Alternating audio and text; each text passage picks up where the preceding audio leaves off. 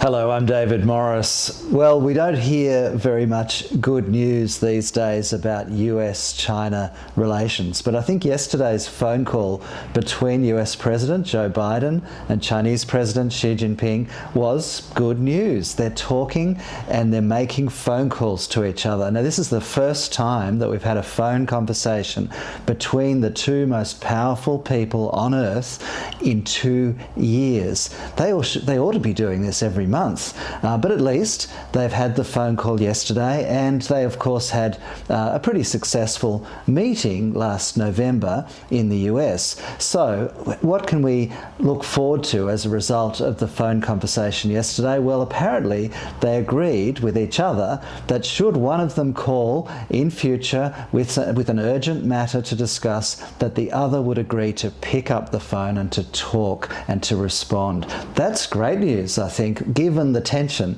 that there has been between the US and China in recent years.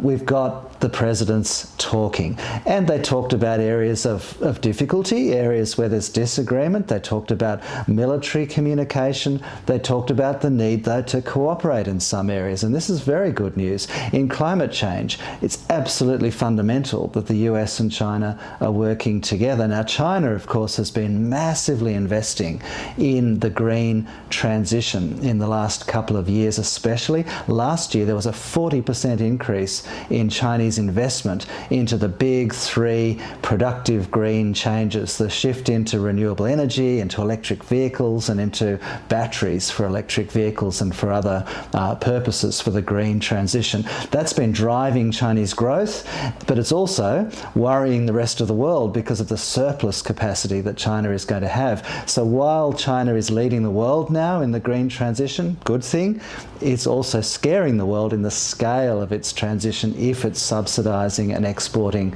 products to the rest of the world. So there's tension there, but at least the leaders are talking about it and trying to find some areas where they can cooperate. Now, another really important area of cooperation is AI, artificial intelligence. The technology is moving so fast, and there's been so much resistance to cooperation at a global level. But actually, there's been some real progress in recent times. Just last week in the United Nations General Assembly, a US resolution on AI was supported by China and 192, I think it was, other countries. So pretty much the whole world agreed by consensus to a resolution on AI that we need to make it people-centric. It needs to be ethical. It needs to be safe. It needs to be understandable. And so we need to make sure with AI developments in the future that people are in control. Now, if the world can agree on that, that's a good first start. It seems to me we need to go a lot further. We probably need a United Nations agency with real teeth, like the International Atomic Energy Agency for nuclear power and nuclear technology. We probably need something like that for AI in the future. So Xi Jinping and Joe Biden talking at least about these questions, it's a good start. Let's hope there's more to come.